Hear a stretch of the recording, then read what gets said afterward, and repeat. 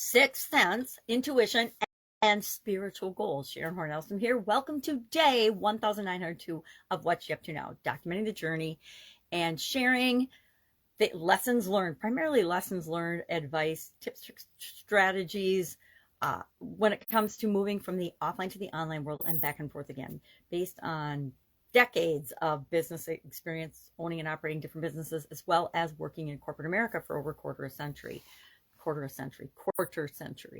So today I have bunnies on my face because it happens to be Easter Sunday. At least we're observing Easter Sunday here in the United States, depending on what your beliefs are and what your family traditions are.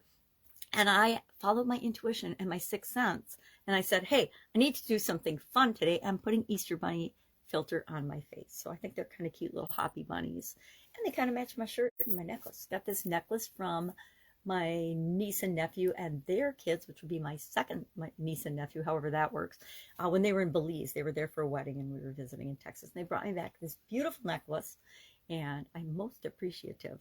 So today in our Get Your Goals Annual Challenge, day 99 today already, we're focusing this month on our spiritual well-being, our spiritual health, specifically with respect to our goals. How are we going to set goals and objectives to make sure that we're moving toward the spiritual health and well-being that we want in our life?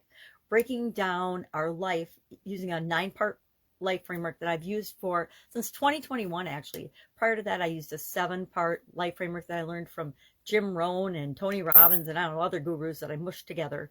And it was physical, mental, emotional, spiritual, financial, relationships, and contribution. And then after the crazy pandemic here that we all experienced simultaneously, I decided to add communication and confidence because I think those are 2 core areas that I personally want to be working on every year because they support and are foundational to all the other areas and aspects of my life, right? Being a better communicator, having more confidence positively impacts everything else in my life, my relationships, my physical well-being, my spiritual well-being, and well-being in every area and aspect of our lives. Oh, I forgot financial as well.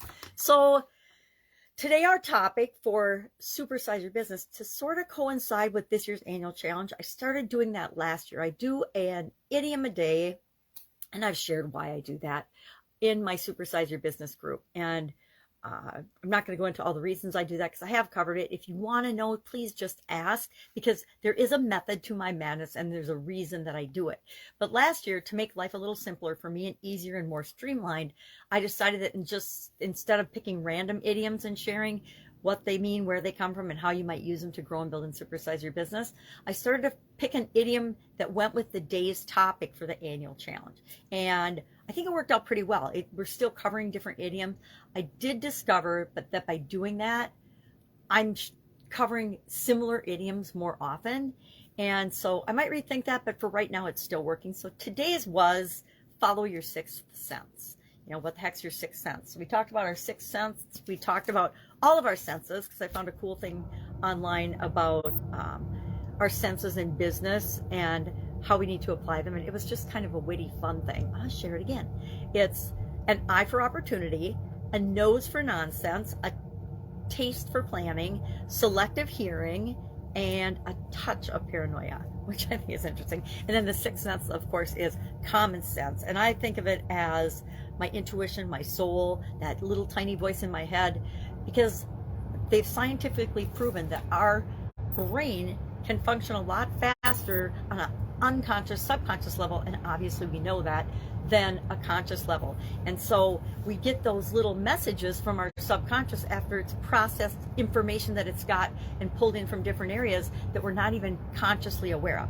Why? Because our conscious mind has only a small amount of processing capability. So if we had to be consciously aware of everything that our brain has to do, just with respect to our body functioning, like breathing, blinking, swallowing, etc., our brain, our conscious mind would be overwhelmed and we wouldn't be able to think or do anything. So all of that's handled by our subconscious, including capturing all the information from all of our senses.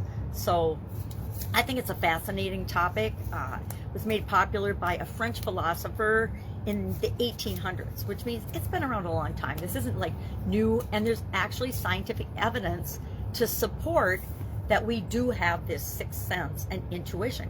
And people have it to a lesser or greater degree just like all of our other senses, depending on whether you choose to enhance those senses in yourself or not.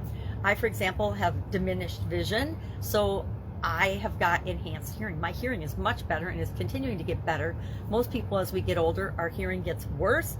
Mine is actually getting better because it's making up for my reduced vision.